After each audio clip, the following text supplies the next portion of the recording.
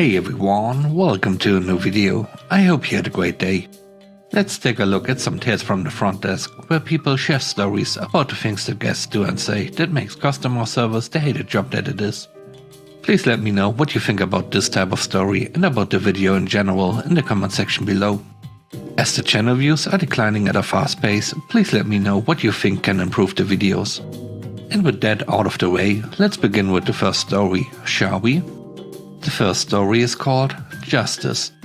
One day in January I had a phone call, a man wanting to book a room for June.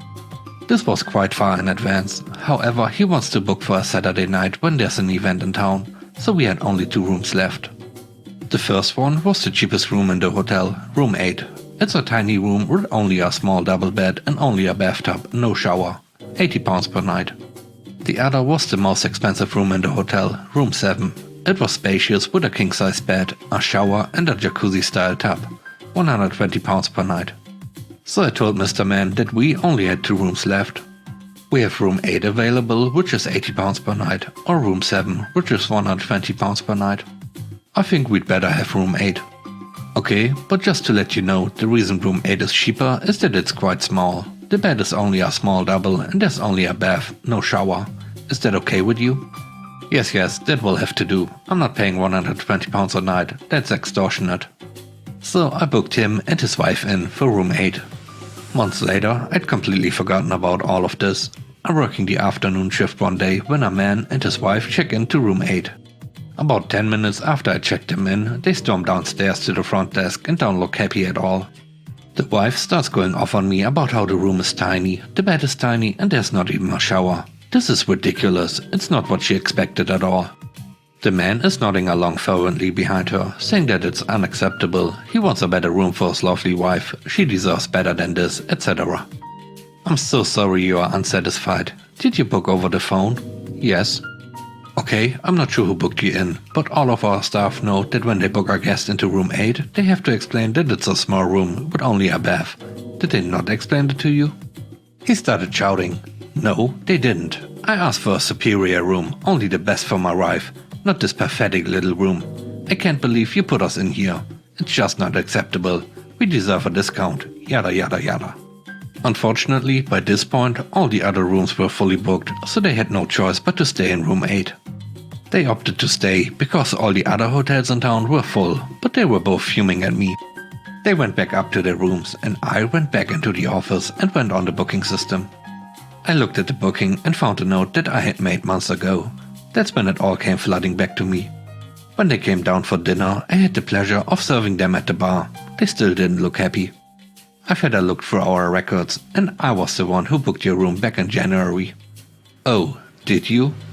Yes, I just found the note I made on your booking. At the time, I offered you our basic room or our luxury room because they were the only 2 available. Do you remember that, sir? He was silent.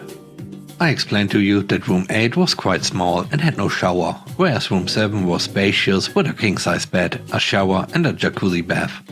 But you specifically chose the basic room over our luxury room.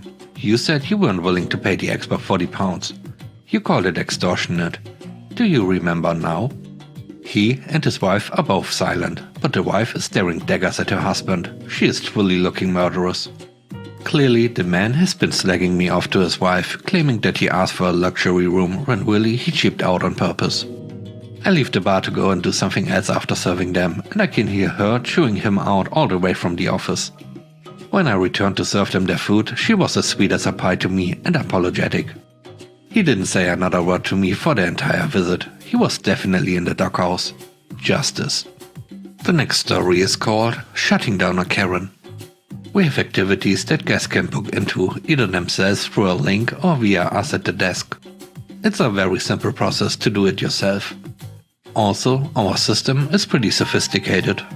So if you start searching for a guest's name in whatever kind of combo, it will quickly bring up a list of possibilities. One morning the desk was quite busy, but we are getting through it and everyone was happy and patient, except for this Karen. She was cutting in, loud, and demanding that I book her into activities immediately because she couldn't be bothered to do it herself. And she started rattling off a massive list of upcoming activities she wanted in on. The computers were all being used and we were obviously hammered, but I wanted her sorted because she was already making people edgy. So I grabbed a pen and paper and started scribbling down what she was requesting to input when her computer was free. She started raising her voice and demanding that I put it in the system immediately, so she knows it's confirmed.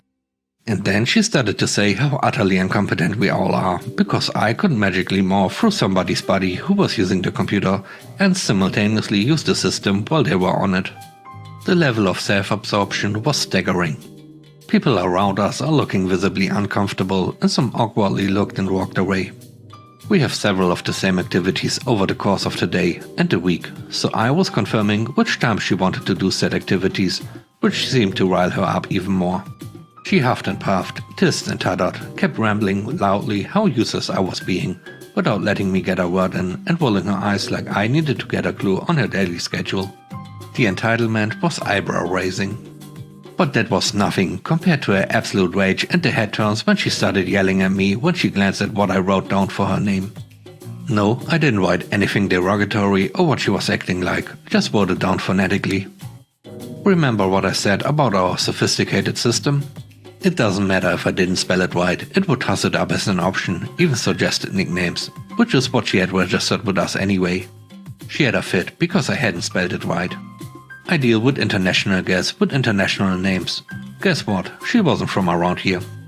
I am going to write anyone's name in the easiest way for me to remember and pronounce them, but that's for me. The system will find you. I got thick skin, so her temperament and insults didn't really bother me. She was already acting like a clown, and I was trying to explain calmly and professionally and super friendly that it was all good. The system will find her. I just wanted to confirm all the details so I could book her in as soon as the computer was available.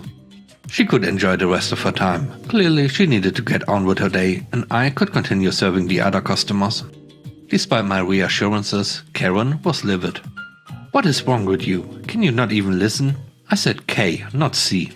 She threw terrible insults at me and was really quite demeaning. The last witness, brave enough to hang around the desk, just smiled at me encouragingly and in sympathy and mouthed, "She's horrible to me." At that moment, that one witness seemed to light up this protective fire in me, as I could see how awkward and uncomfortable this Karen was making everyone else. I didn't want this Karen carrying her hatred and whatever personal demons further than me. No one deserved to be treated that way. She didn't need to be a little poison cloud raining seeds of toxicity throughout her day. So in my most sheepish expression, but quite amplified, I said to her, "Sometimes I get my letters a bit mixed up." That was all. The witness caught on immediately at what I was actually implying and gave a little supportive noise, and Karen instantly snapped her mouth shut. She went bright red and instantly embarrassed because all of a sudden she's been yelling at someone who isn't on the same level with letters as most people. She started stammering and got very quiet and uncomfortable.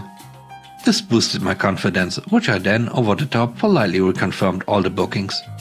Then I cheerily sent her on her way with a "don't let the door hit you on your way out" tone and my "have an awesome day" farewell as she hastily departed. I felt pretty good about that interaction. It's not every day you feel 100% justified or protected by your workplace when you are done with taking someone's crap, but you have to refrain from calling them out cause it might cost you your job. You shouldn't be treated like scum because you aren't a magical genie. The last story is called "That Was Weird." This happened a few weeks ago. I'm front desk on the 311 at our property. It's a smaller one, about 64 rooms, so I usually work this shift alone. This particular night I was feigning a shy college kid who's never done this type of work before. It is also storm season where I live, and sometimes we get some nasty ones. It was supposed to storm bad, so I printed my report so that I could still get guests checked in if the power went out, and from then on the shift was busy. 40 plus arrivals, and it was just one of those nights where it seems like everyone needs something. I was running all over the hotel, helping guests get their TVs going, fixing AC units, delivering extra bedding, etc. I get in the elevator, even though I had been using the stairs all night. Slow elevator, no time to wait, but I was getting tired at this point. Something clicked in my head right before the door shut, and I threw my arm out and caught the door and got off, taking the stairs again instead because I just had a bad feeling. Turns out I made the right choice because I'm partway down the second floor hallway and the power goes out. I head downstairs to make sure my trainee and the guests aren't worried, and he's by the elevator with a couple of other guests. I asked him if someone is in the elevator. He said he doesn't know. I asked him to check please, as we need to make sure nobody is stuck in there. So he checks and gets a response. Great. I tell him to talk to the guests and let them know everything is fine, we're on top of it, and I immediately call my manager. My manager and our assistant come in a hurry and go to work on the elevator.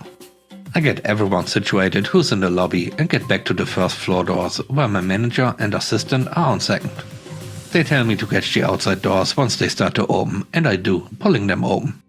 The assistant is there and she pries open the inside doors while I hold the outside one, and there's nobody in there. It's down below floor level a bit, so we were looking down into it, not a soul.